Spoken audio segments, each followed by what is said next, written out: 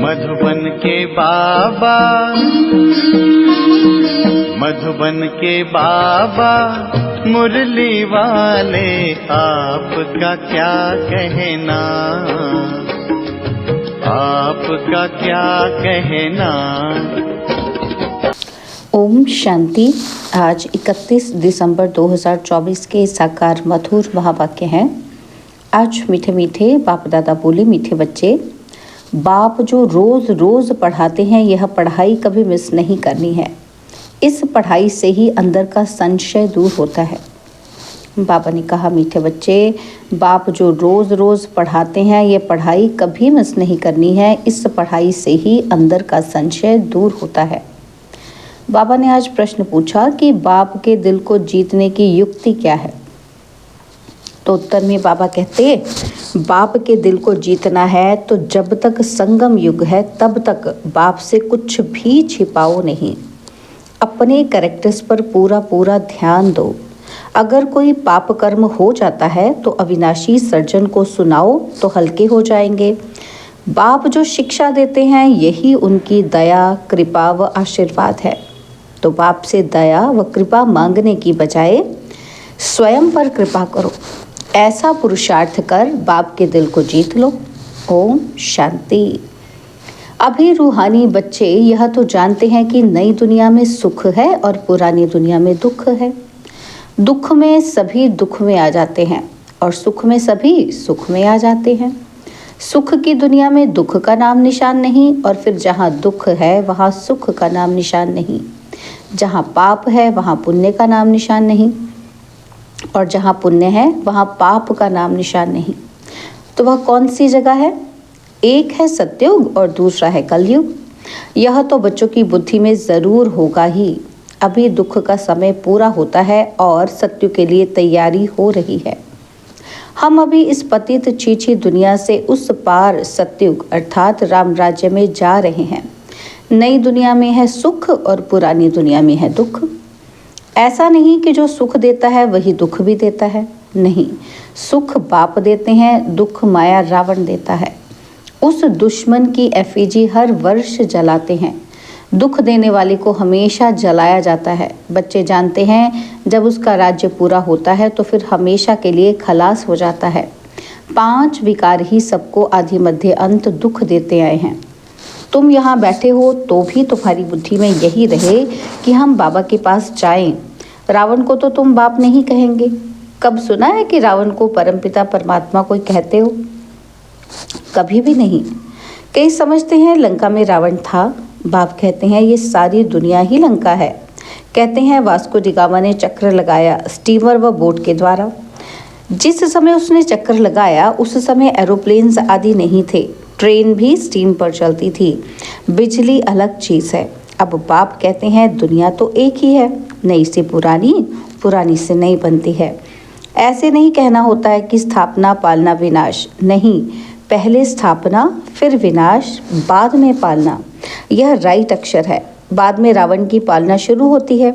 वह झूठी विकारी पतित बनने की पालना है जिससे सब दुखी होते हैं। बाप तो कभी किसी को दुख नहीं देते। यहाँ तो तमो प्रधान बनने के कारण बाप को ही सर्वव्यापी कह देते हैं। देखो क्या बन पड़े हैं।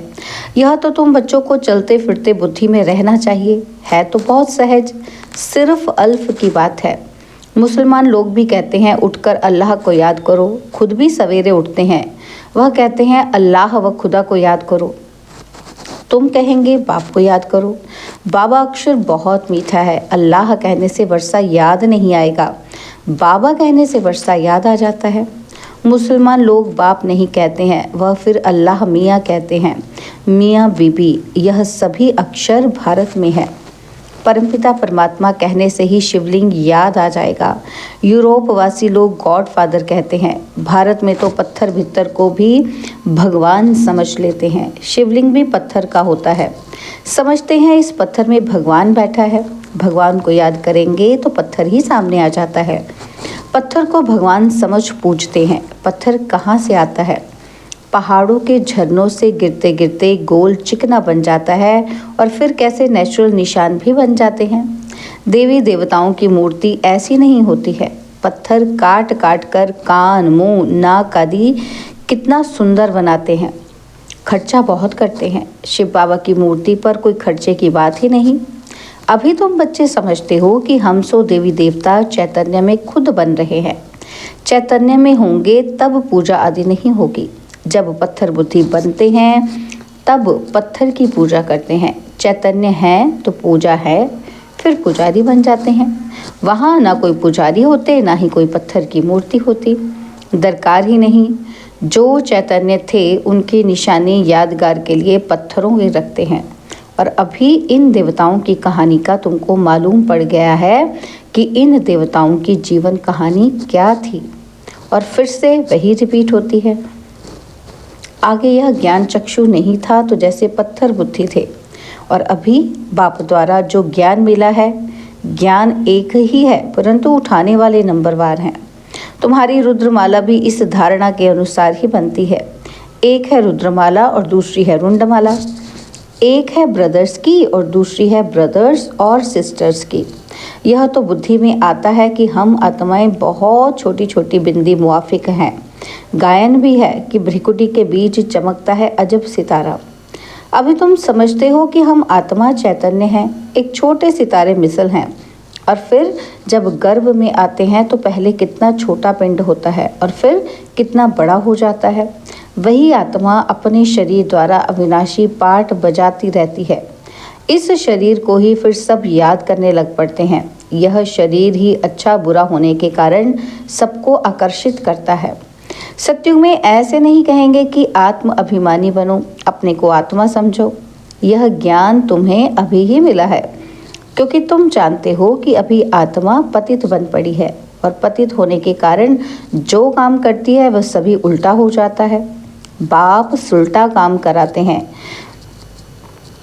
सबसे उल्टा काम है माया को सर्वव्यापी कहना। बाबा कहते बाप सुलटा काम कराते और माया उल्टा काम। तो सबसे बड़ा उल्टा काम क्या है? बाप को सर्वव्यापी कहना। आत्मा जो पाठ बजाती है वह अविनाशी है, उनको जलाया नहीं जाता, उनकी तो पूजा होती है। शरीर को जलाया जाता है। आत्मा जब शरीर छोड़ती तो शरीर को जलाते हैं। आत्मा दूसरे शरीर में प्रवेश कर जाती है। आत्मा बिगड़ शरीर 2-4 दिन भी नहीं रख सकते। कई तो फिर शरीर में दवाइयाँ आदि लगाकर रख भी लेते हैं, परंतु फायदा क्या? क्रिश्चियन का एक सेंट जेवियर है, कहते हैं उनका शरीर अभी भी रखा हुआ है। उनका भी जैसे मंदिर बना हुआ है। किसी को दिखाते नहीं हैं, सिर्फ उनके पाँव दिखाते हैं। कहते हैं कोई पाँव छू लेता है तो बीमार नहीं होता। पाँव छूने से बीमारी से हल्के हो जाते हैं, तो समझते हैं उनकी कृपा। बाप कहते हैं भावना का भाड़ा मिल जाता है। निश्चय बुद्धि होने से कुछ फ़ायदा होता है, बाकी ऐसे हो तो ढेर के ढेर वहाँ जाए, मेला लग जाए। बाप भी यहाँ आए हैं, फिर भी इतना ढेर नहीं होते। ढेर होने की जगह भी नहीं है। जब ढेर होने का समय आता है तो विनाश हो जाता है। यह भी ड्रामा बना हुआ है, इसका आदि व अंत नहीं है। हाँ, झाड़ की जड़ जड़ी भूत अवस्था होती है, अर्थात तमो प्रधान बन जाता है, तब यह झाड़ चेंज होता है। कितना यह बेहद का बड़ा झाड़ है। पहले वह आएंगे जिनके पहले नंबर में जाना है। कौन आएंगे पहले? जिनको पहले नंबर में जाना है। नंबरवार ही आएंगे ना, तो सभी सूर्यवंशी तो इकट्ठे नहीं आएंगे, चंद्रवंशी भी सभी इकट्ठे नहीं आते। नंबरवार माला अनुसार ही आएंगे। पाठधारी सभी इकट्ठे कैसे आएंगे? खेल ही बिगड़ जाए। यह खेल बड़ा एक्यूरेट बना हुआ है, इसमें कोई चेंज हो नहीं सकती। मीठे मीठे बच्चे, जब यहाँ बैठते हो तो बुद्धि में यही याद रहना चाहिए। और सत्संगों में तो और बातें बुद्धि में आती हैं। यह तो एक ही पढ़ाई है जिससे तुम्हारी कमाई होती है। उन शास्त्रों आदि को पढ़ने से कमाई नहीं होती। हाँ, कुछ न कुछ गुण अच्छे होते हैं। ग्रंथ पढ़ने बैठते हैं तो ऐसे नहीं कि सभी निर्विकारी होते हैं। बाप कहते हैं इस दुनिया में सभी भ्रष्टाचार से पैदा होते हैं, और तुम बच्चों से कई पूछते हैं कि वहाँ जन्म कैसे होगा, तो बोलो वहाँ तो 5 विकार ही नहीं, योग बल से बच्चे पैदा होते हैं। पहले ही साक्षात्कार होता है कि बच्चा आने वाला है। वहाँ विकार की बात नहीं, यहाँ तो बच्चों को भी माया गिरा देती है। कोई कोई तो बाप को आकर सुनाते भी हैं। सुनाएंगे नहीं तो 100 गुना दंड पड़ जाएगा। बाप तो सभी बच्चों को कहते हैं कि कोई भी पाप कर्म हो जाता है तो बाप को झट बताना चाहिए। बाप अविनाशी वैद्य है, सर्जन को सुनाने से तुम हल्के हो जाएंगे। जब तक संगम युग है तब तक बाप से कुछ छिपाना नहीं है। कोई छिपाते हैं तो बाप के दिल को जीत नहीं सकते। सारा मदार पुरुषार्थ पर है। स्कूल में आएंगे ही नहीं तो करैक्टर कैसे सुधरेंगे। इस समय सबके करैक्टर खराब हैं। विकार ही पहले नंबर का खराब कैरेक्टर है। इसलिए बाप कहते हैं बच्चों, काम विकार तुम्हारा महाशत्रु है। आगे भी ये गीता का ज्ञान सुना था तो यह बातें समझ में नहीं आती थी। अब बाप डायरेक्ट गीता सुनाते हैं। अभी बाप ने तुम बच्चों को दिव्य बुद्धि दी है तो भक्ति का नाम सुनते हंसी आती है कि क्या क्या करते थे। अभी तो बाप शिक्षा देते हैं, इसमें दया कृपा व आशीर्वाद की बात होती नहीं। खुद पर ही दया कृपा व आशीर्वाद करनी है। बाप तो हर बच्चे को पुरुषार्थ कराते हैं। कोई तो पुरुषार्थ कर बाप के दिल को जीत लेते हैं और कोई तो पुरुषार्थ करते करते मर भी पड़ते हैं। बाप तो हर बच्चे को एक जैसा ही पढ़ाते हैं। फिर कोई समय ऐसी गुहे बातें निकलती हैं जो पुराना संशय ही उड़ जाता है, फिर खड़े हो जाते हैं। इसलिए बाबा की पढ़ाई कभी मिस नहीं करनी चाहिए। मुख्य है बाप की याद, दैवी गुण भी धारण करने हैं। कोई कुछ छीछी बोले तो सुना अनसुना कर देना चाहिए। Hear no evil, see no evil. तो ऊंच पद पाना है तो मान अपमान दुख सुख हार जीत सब सहन ज़रूर करना है। बाप कितनी युक्तियां बतलाते हैं, फिर भी बच्चे बाप का भी सुना अनसुना कर देते हैं तो वह क्या बत पाएंगे। बाप कहते हैं जब तक अशरीरी नहीं बने हैं तब तक माया की कुछ न कुछ चोट लगती रहेगी। बाप का कहना नहीं मानते तो बाप का डिसरिगार्ड करते हैं। फिर भी बाप कहते हैं बच्चे सदा जीते जागते रहो और बाप को याद कर ऊंच पद पाओ।